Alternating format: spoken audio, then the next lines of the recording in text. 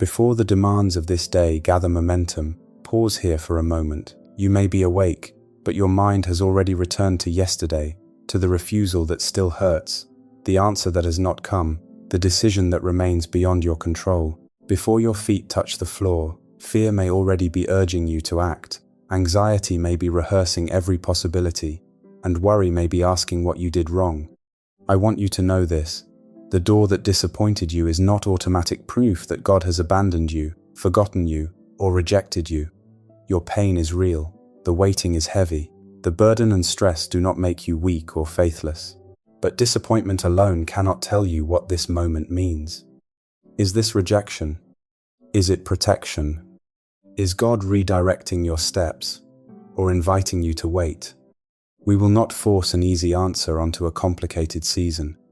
We will not pretend that every closed door has the same meaning, or promise that clarity will arrive immediately. Instead, we will turn to Scripture, learn how to pause and discern, and then bring our uncertainty to God together in prayer. Because a closed door should become a place of prayer before it becomes an object of force. Before another attempt, before another anxious conclusion, before you carry yesterday's ache into every hour ahead, take one quiet breath. For this moment, release the demand to solve everything. You do not need the whole explanation yet. You need enough stillness to listen, enough trust to seek guidance, and enough openness to consider that the next faithful step may be to persist, to wait, to turn, or to release. And that begins by admitting that your own understanding cannot carry the full weight of this decision. Proverbs 3-5-6 gives us our first anchor. Trust in the Lord with all your heart. Do not lean on your own understanding, and acknowledge Him in all your ways. Notice the contrast between trusting and leaning. The passage does not tell us to abandon thought, ignore wisdom, or pretend that painful facts are not real. Understanding is a gift, but it was never meant to become the only support beneath us. You may understand what happened. You may know that the answer was no, the timing changed, or the way forward became uncertain. Yet knowing what happened is not the same as knowing why it happened, and neither one necessarily tells you what faithfulness requires next. This is where the mind can move beyond the facts and begin writing a fearful story. I failed. I missed my only chance. Nothing will change. I must make this happen myself. These conclusions may feel convincing because they rise from real disappointment, but feeling certain is not the same as seeing clearly. One closed door cannot reveal the entire shape of your future. Trust does not ask you to become passive. It does not mean refusing to prepare, seek counsel, examine your choices, or take responsible action. Trust means that your incomplete knowledge does not get the final word. It means placing what you know and what you cannot know yet beneath the wisdom of God. And notice that Proverbs says to acknowledge Him in all your ways, not only when the route is obvious, not only when the outcome feels favorable, not only after every question has been answered. You acknowledge Him here, in this step, with this uncertainty, while the meaning of the closed door remains unresolved. So let this become your gentle declaration. I do not need the whole map in order to acknowledge God in this step. I can think without making my thoughts my master. I can act without being driven by panic. I can admit that I do not know and still choose whom I trust.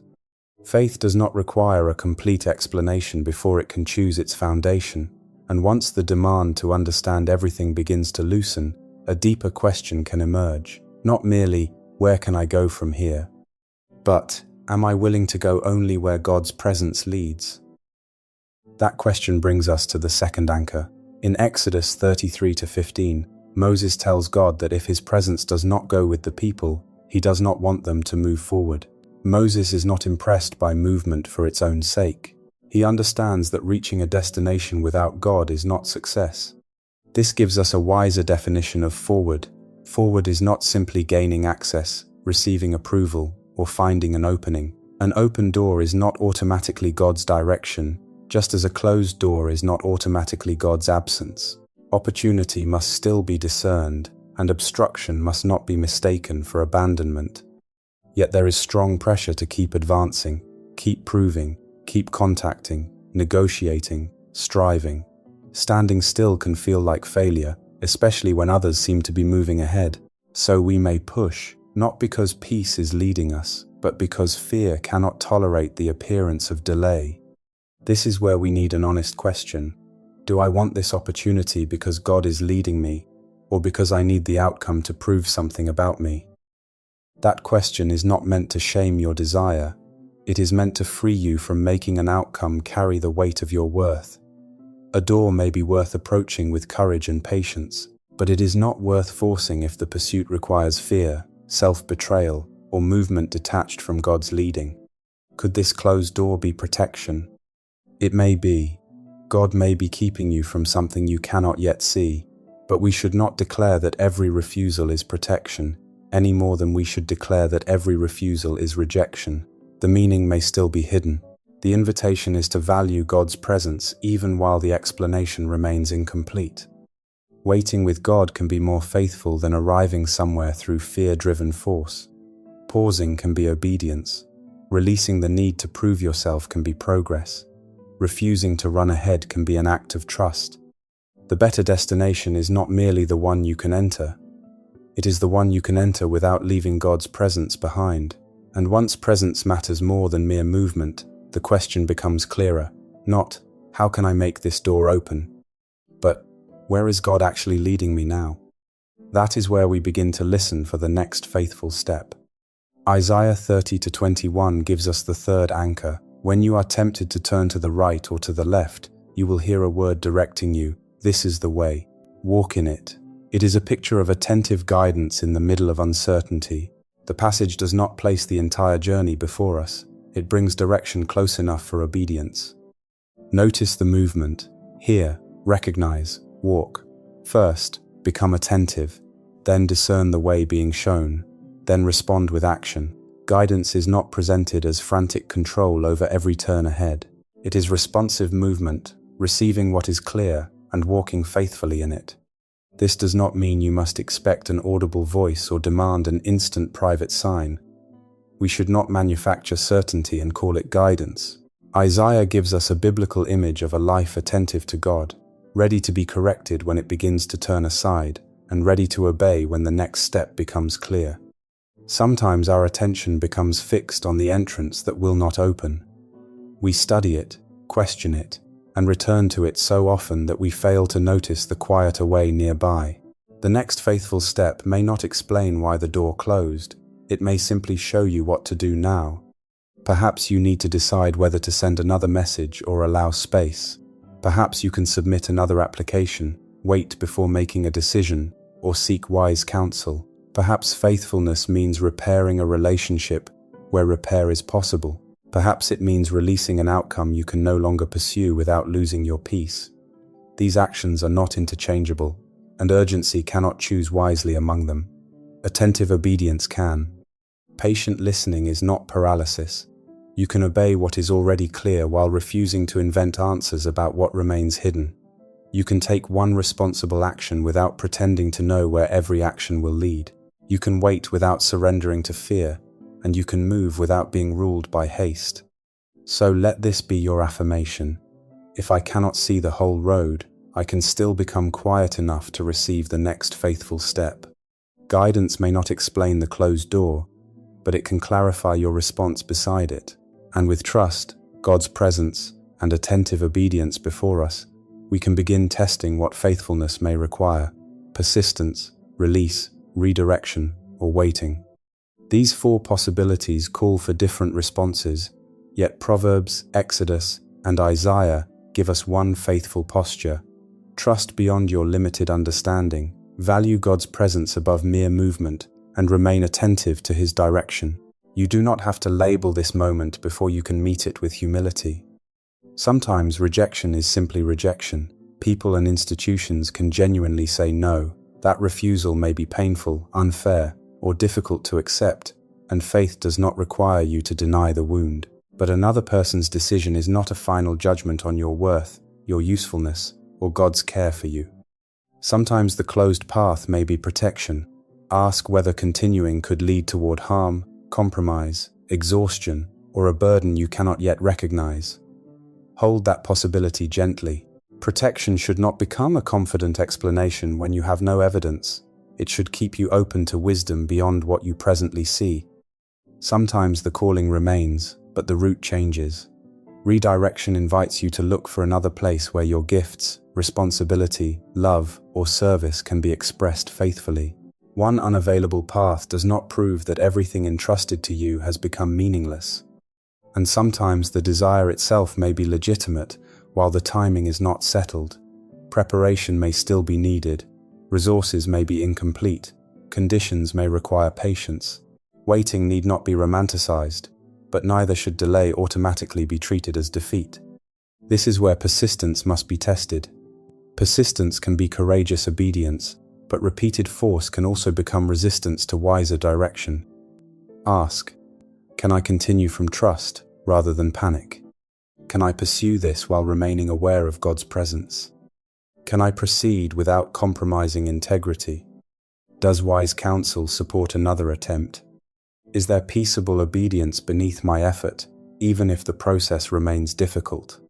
And am I willing to receive an answer my ego would not have chosen? Discernment holds persistence and surrender together. It does not glorify quitting, and it does not idolize endurance.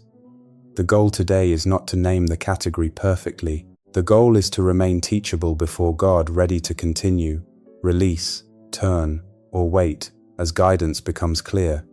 And that teachable posture can become a simple practice for this morning. So before you make your next move, practice 4 simple actions. Pause, acknowledge, listen, and obey. Pause before fear turns urgency into force. Acknowledge God in the uncertainty you cannot resolve. Listen for the faithful way rather than the fastest relief. Then obey the next clear step, even if the final outcome remains hidden. Bring the actual situation into view without enlarging it or minimizing it. Name the job, the relationship, the opportunity, the application, the plan, the transition, or the answer that has not opened. You do not need dramatic language. Honesty is enough. This is the door before me, and I do not know what it means. Now notice what fear is urging you to do. Are you chasing validation? Are you preparing to send another message immediately because silence feels unbearable? Are you considering the compromise of a boundary to keep the possibility alive? Are you treating delay as disaster? Observe the impulse without condemning yourself, but do not let it lead unquestioned. Then ask what would remain faithful regardless of the outcome. Perhaps it is prayer, wise counsel, careful preparation, a sincere apology, needed rest, an application elsewhere, or patient waiting. The next act of obedience may feel small, but small does not mean insignificant. Peace does not require you to pretend this decision is easy. Guidance may unfold more slowly than you prefer, yet you can make room for both peace and obedience before circumstances change. In the prayer ahead, we will release the need to force what we cannot control. We will ask for discernment, entrust rejection, protection, redirection, and waiting to God, and commit ourselves to follow where His presence leads. Wherever you are, bring this closed door honestly with you. Bring the disappointment, the desire, and the unanswered questions. You do not need polished words or complete certainty. You only need a willing heart as we begin to pray. Father, I bring you the disappointment I have been carrying. You know the door that closed, the answer that changed, and the hope that now feels wounded. I will not pretend it did not matter. I will not call this easy when it has cost me tears, sleep, energy, and peace. Meet me here, not in the words I think I should say, but in the truth of what I feel. Forgive me for leaning so heavily on my own understanding. I have rehearsed the worst possibilities and treated fear as though it could predict my future. I have allowed acceptance, access, and another person's decision to measure my worth. I have carried anxiety, worry, brokenness, pain, delay, burden, and stress as if I had to resolve them alone. Today, I entrust them to you. Where my striving has become manipulation, forgive me. Where I have compromised what is right, held resentment, or refused to accept a limit, show me mercy and restore me. And where I have simply tried with sincerity and still met disappointment, heal me without condemnation. Teach me the difference between faithful persistence and the effort that rises from panic. I release the belief that one opportunity controls my future. One person does not determine my value. One answer does not define my life. One timeline does not contain all that you can do. I place the outcome in your hands, along with the identity wound I attach to it. I choose to trust you without demanding a complete explanation. Do not let me move merely to prove that I can move. Let me value your presence above visible progress. If remaining still with you is wiser than rushing ahead, make me willing to be still. Give rest to my mind when it circles the same questions. Bring steadiness to my emotions when hope and fear pull against each other. Help me care for my body, breathe deeply, sleep when it is time to sleep, and release the tension I have carried. Free me from compulsive checking, repeated replaying, and searching for signs that will guarantee the answer I want. Father, surrender does not mean that I feel nothing. Let me grieve honestly without surrendering to despair. Let peace begin quietly, even before anything changes. As my hands loosen around this outcome, prepare my heart to receive your guidance, whether you call me to persist, release, turn, or wait. If this closed door is shielding me from harm, compromise, or a burden I cannot yet see, give me grace not to reopen it, because fear demands another chance. Help me accept protection without pretending I fully understand it. Let trust be stronger than my need to recover what has been withheld. If this is a season of waiting, teach me patience without passivity. Prepare what must be prepared in me, deepen my character, strengthen my wisdom, and free me from comparing my timing with anyone else's. Keep delay from becoming bitterness, and keep impatience from choosing what discernment would refuse. If you are redirecting me, open my attention before you open another opportunity. Do not let me call a different route a lesser life. Show me where faithful service, honest work, steady growth, and generous love are still possible. Give me humility to turn without shame and expectancy to recognize goodness in a form I did not plan. And if persistence is truly required, give me courage to continue with clean motives. Guard my integrity, surround me with wise counsel, remove desperation from my effort, and teach me to act with patience, honesty, and peace. Let perseverance be obedience, not fear wearing the appearance of faith. When I am tempted to turn aside, make me attentive to your direction. This is the way, walk in it.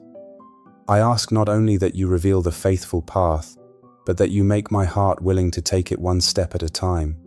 Direct my thoughts when confusion rises, my emotions when disappointment returns, and my health when stress has weakened me. Guide my work, finances, relationships, responsibilities, and every part of the future I cannot see. I ask you for hope, healing, comfort, guidance, love, provision, and breakthrough. Yet I entrust their form and timing to your wisdom. Keep me from demanding that your help must look exactly as I imagined. If the answer is release, make me willing. If the answer is wait, make me patient. If the answer is turn, make me attentive. If the answer is continue, make me faithful. Thank you that I can seek your guidance today, even when complete clarity has not yet arrived. Thank you that obedience can begin before every question is settled. I do not ask you to make my preferred door open. I ask you to show me the wiser way and make me willing to walk in it. As you leave this prayer, remember, uncertainty is not abandonment. One closed door cannot define the reach of God's care, and it cannot reveal the entirety of your future. You may not yet know whether this moment calls for waiting, action, redirection, or release, but you can still meet this day faithfully. Trust beyond what you presently understand. Value God's presence more than visible progress. Listen with a teachable heart, then take the next faithful step that becomes clear. May you have steadiness if the answer is delayed, courage if responsible action is required, humility if you are led in another direction, and peace if you must let go. May your choices be free from panic, your motives remain honest, and your heart stay open to guidance that does not arrive in the form you expected. For today, give yourself this simple boundary. Do not force an answer before breakfast, before the next conversation, or before the next decision.